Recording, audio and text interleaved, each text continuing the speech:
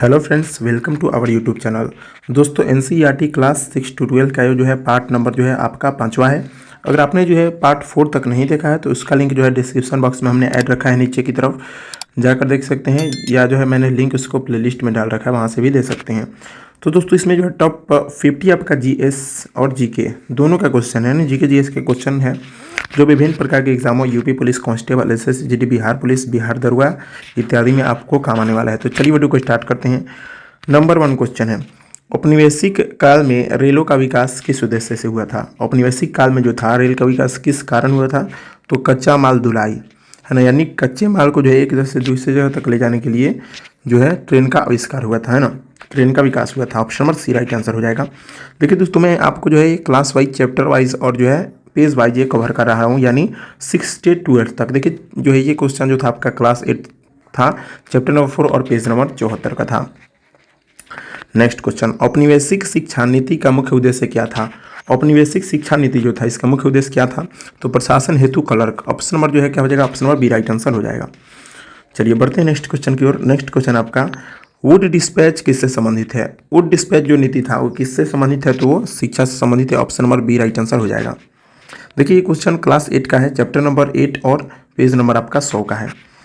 Next question, औपनिवेशिक शहरों में यूरोपीय और भारतीय क्षेत्रों को अलग क्यों रखा गया? औपनिवेशिक शहर में जो था यूरोपीय और भारतीय शहर को इस क्यों अलग रखा गया? नक्सलीय भेद के कारण। ऑप्शन नंबर क्या हो जाएगा? बी सही उत्तर हो जाएगा। अगला क्वेश्चन, दादा भाई नौरोजी का धन निकासी सिद्धांत किससे संबंधित है ना, तो औपनिवेशिक शोषण से है ना। Option number C right answer हो जाएगा। अगले क्वेश्चन की तरफ बढ़ते हैं। अगला क्वेश्चन है, भारतीय राष्ट्रवाद के विकास में प्रेस की भूमिका क्या थी? प्रेस की भूमिका क्या थी? तो महत्वपूर्ण थी। Option number C right answer हो जाएगा। अगले क्वेश्चन की तरफ बढ़ते हैं। ब्रिटिश शासन के दौरान अकाल का मुख्य कारण क्या था? जब ब्रिटिश का शासन था उस घड़ी अकाल पड़ा था, उसका कारण क्या था? तो प्रशासनिक नीति खराब थी, जिसके कारण क्या था? अकाल था। Option number B right answer हो जाएगा। 8 नंबर क्वेश्चन है आपका, सूफी संतों की खानकाह का अर्थ क्या है? जो है सूफी संतों की खानकाह का अर्थ क्या है? तो आपका सूफियों का निवास स्थान, यानी जहाँ पे सूफी रहते थे उसको क्या बोला जाता था? खानकाह बोला जाता था। अगला क्वेश्चन की तरफ बढ़ते हैं। अगला क्वेश्चन है, मराठा शक्ति के उद्देश्य से संबंधित प्रमुख व्यक्ति कौन थे? मराठा शक्ति तो शिवाजी थे, है ना। ऑप्शन नंबर क्या हो जाएगा? बी राइट आंसर हो जाएगा। अगले क्वेश्चन की तरफ बढ़ते हैं। चौथ और सरदेशमुखी किससे संबंधित था? चौथ और सरदेशमुखी जो था किससे संबंधित था? तो मराठा कर प्रणाली, मराठा का जो उस घड़ी कर था जिसको चौथ और सरदेशमुखी बोलते थे। ऑप्शन नंबर बी सही उत्तर हो जाएगा। ये क्वेश्चन नंबर जो है आपका 10 नंबर जो है चैप्टर 8 का है, क्लास 8 चैप्टर 2 और पेज नंबर 26 का क्वेश्चन है। अगला, इतिहास लेखन का प्रमुख आधार क्या था? है ना, क्या है इतिहास लेखन का प्रमुख आधार? तो स्रोत के कारण इतिहास को क्या किया जाता है? लिखा जाता है। Option number C right answer हो जाएगा। अगला, सामंत व्यवस्था किस काल से संबंधित है? सामंत व्यवस्था किस काल से संबंधित है? तो उत्तर मध्यकाल से। उत्तर मध्यकाल से जो है सामंत व्यवस्था संबंधित है। सी सही उत्तर हो जाएगा।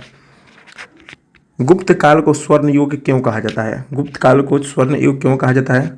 कला विज्ञान विकास, क्योंकि उस समय क्या था? कला विज्ञान जो था काफी ज्यादा अपने चरम सीमा पर था, जिसके कारण गुप्त काल को स्वर्ण कला बोला जाता है, यानी स्वर्ण युग बोला जाता है।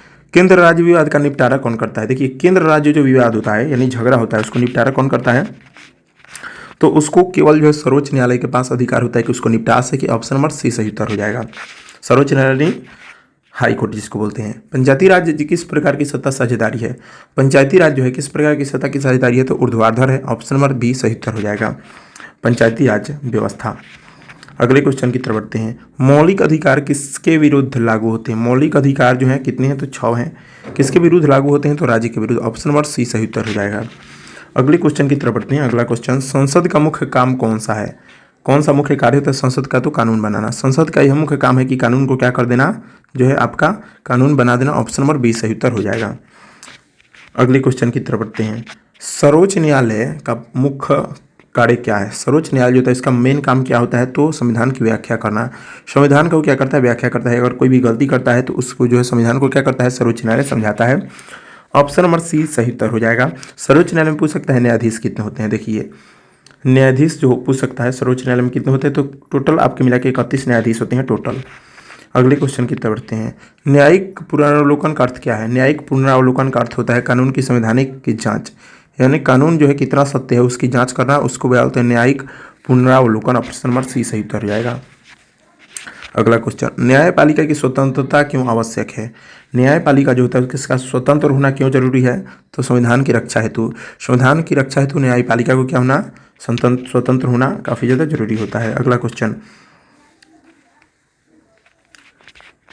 आपका 21 नंबर क्वेश्चन, संघीय व्यवस्था का मूल उद्देश्य क्या है? संघीय जो व्यवस्था होता है उसका मूल उद्देश्य जो है आपका क्या होता है ना, तो जो है उसका मूल उद्देश्य आपका होता है सत्ता का विकेंद्रीकरण यानी सत्ता का पृथकीकरण जो होता है। ऑप्शन नंबर बी सही उत्तर हो जाएगा। अगला क्वेश्चन, भारत में सबसे अधिक समुद्री बंदरगाह कहाँ पे स्थित है? समुद्री बंदरगाह सबसे अधिक कहाँ पे स्थित है? तो पश्चिम घाट में स्थित है। ऑप्शन नंबर ए सही उत्तर हो जाएगा। अगले क्वेश्चन की तरफ बढ़ते हैं, भारत में वन्य जीव संरक्षण के लिए कौन सी योजना है? वन्य जीव जो संरक्षण होता है इसके लिए कौन सा योजना है? तो tiger project. Option number A सही उत्तर हो जाएगा। अगले क्वेश्चन की तरफ बढ़ते हैं, भारत का राष्ट्रीय उद्यान किस कानून के तहत सुरक्षित है यानी संरक्षित है राष्ट्रीय उद्यान? तो वन्य जीव संरक्षण अधिनियम 1972 के द्वारा जो है भारत का राष्ट्रीय उद्यान क्या है, संरक्षित है। ऑप्शन नंबर ए सही उत्तर हो जाएगा। दोस्तों इसमें जो है आपको मैं क्वेश्चन बता रहा हूँ बहुत मोस्ट इंपॉर्टेंट क्वेश्चन होने वाला है, इसलिए इसको अच्छे से देखिएगा और वीडियो को पूरा देखिएगा। जैव विविधता की रक्षा क्यों आवश्यक है? जैव विविधता जो होता है उसकी रक्षा क्यों आवश्यक है? तो परिस्थितिकी संतुलन बनाए रखने के लिए, है ना। यानी हम लोग जैव विविधता को सुरक्षित नहीं रखेंगे तो प्राकृतिक जो है संतुलन यानी पारिस्थितिकी इकोलॉजी जो होगा क्या हो जाएगा, अनबैलेंस्ड हो जाएगा, असंतुलित हो जाएगा। नेक्स्ट क्वेश्चन, भारत में सबसे अधिक वर्षा किस क्षेत्र में होती है ना? सबसे अधिक वर्षा किस क्षेत्र में होती है? तो पूर्वोत्तर भारत में, है ना। सबसे अधिक वर्षा पूर्वोत्तर भारत में होती है। Option number A right answer हो जाएगा। अगले क्वेश्चन की तरफ बढ़ते हैं, भारत में समुद्री जल का सबसे अधिक उपयोग किस लिए होता है? समुद्री जो जल होता है इसका उपयोग किस लिए किया जाता है? तो औद्योगिक कार्य के लिए, यानी जितने भी फैक्ट्री वगैरह हैं उनमें इसका उपयोग किया जाता है। Option number B right answer हो जाएगा। अगले क्वेश्चन की तरफ बढ़ते हैं, भारत में प्रमुख बांध किस राज्य में स्थित है?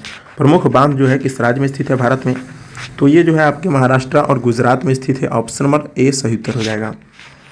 अगला क्वेश्चन की तरफ बढ़ते हैं, भारत का प्रमुख लौह अयस्क खनन क्षेत्र कौन सा है? प्रमुख लौह अयस्क खनन क्षेत्र कौन सा है? तो झारखंड और छत्तीसगढ़ है।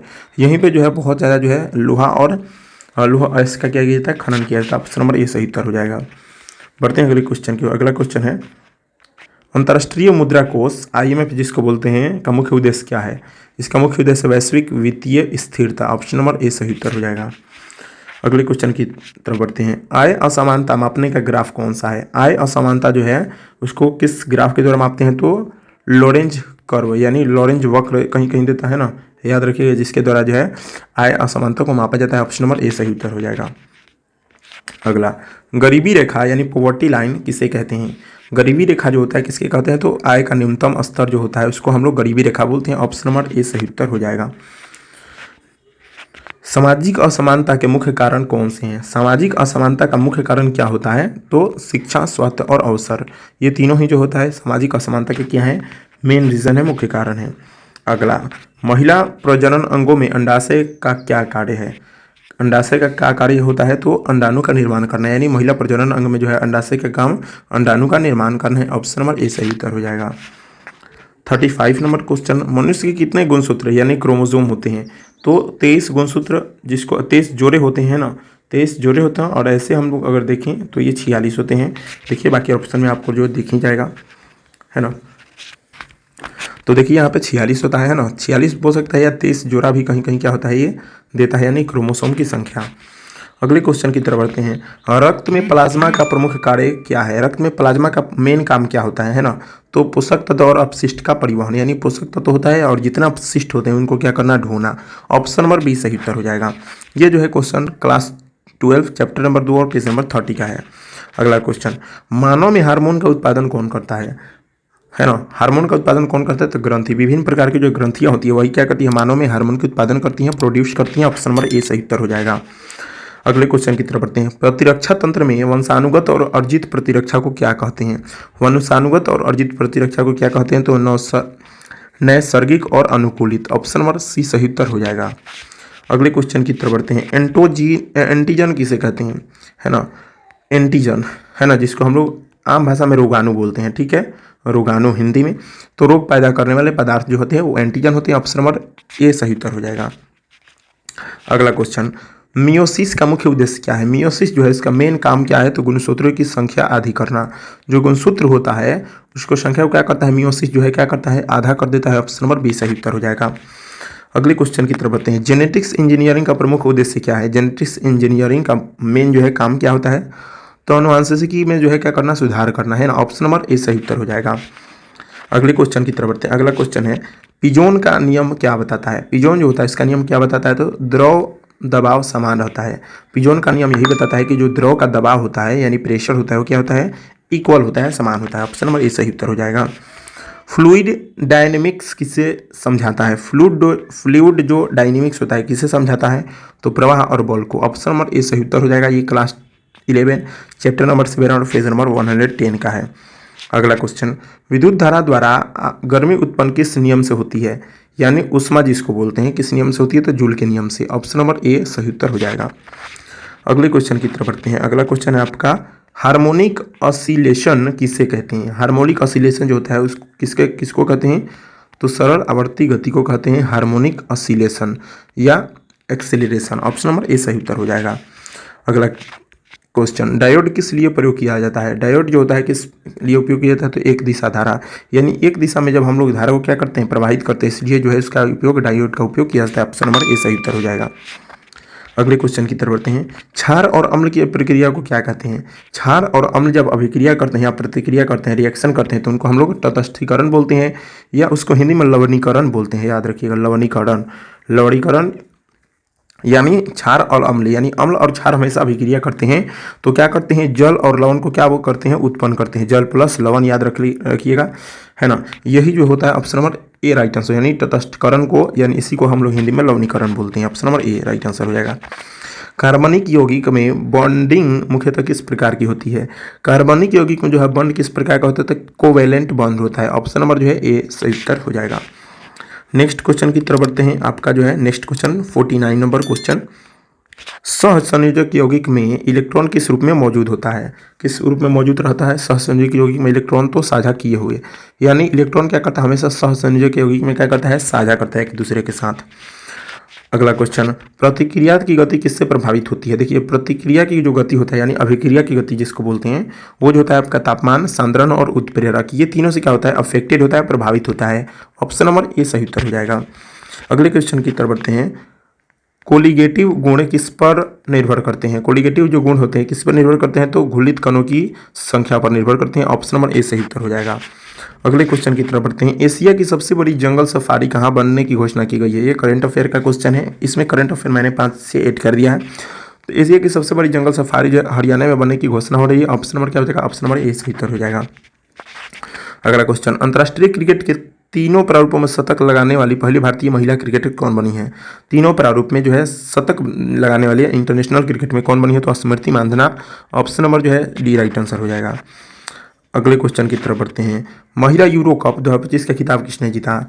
यूरोप का कप का खिताब किसने जीता था? तो इंग्लैंड ने। ऑप्शन नंबर बी सही उत्तर हो जाएगा। अगले क्वेश्चन की तरफ बढ़ते हैं। चर्चित क्रूज भारत मिशन का नेतृत्व करने वाला पहला राज्य बना है। क्रूज मिसाइल जो होता है इसका नेतृत्व करने वाला भारत का पहला राज्य कौन बना है? तो वो है हमारा गुजरात। ऑप्शन नंबर क्या हो जाएगा? डी सही उत्तर हो जाएगा। अगले क्वेश्चन की तरफ बढ़ते हैं। जुलाई 2025 में global democratic leader approval rating में शीर्ष स्थान पर कौन रहा था? तो आपको भी मालूम होगा, नरेंद्र मोदी जो थे ये global democratic leader approval ratings में शीर्ष स्थान पर रहे थे। तो दोस्तों आशा करता हूँ कि ये वीडियो आपको जो है अच्छा लगा होगा। अच्छा लगा है तो वीडियो को जरूर लाइक कर दीजिएगा और चैनल पर नए हो तो चैनल को सब्सक्राइब जरूर कर दीजिएगा। और अपने जो है बाकी वीडियोज़ को नहीं देखा है तो जाकर देख लीजिए, उसका डिस्क्रिप्शन बॉक्स में हमने लिंक ऐड कर रखा है या प्लेलिस्ट में आपको मिल जाएगा। मिलते हैं नेक्स्ट वीडियो में, तब तक के लिए जय हिंद।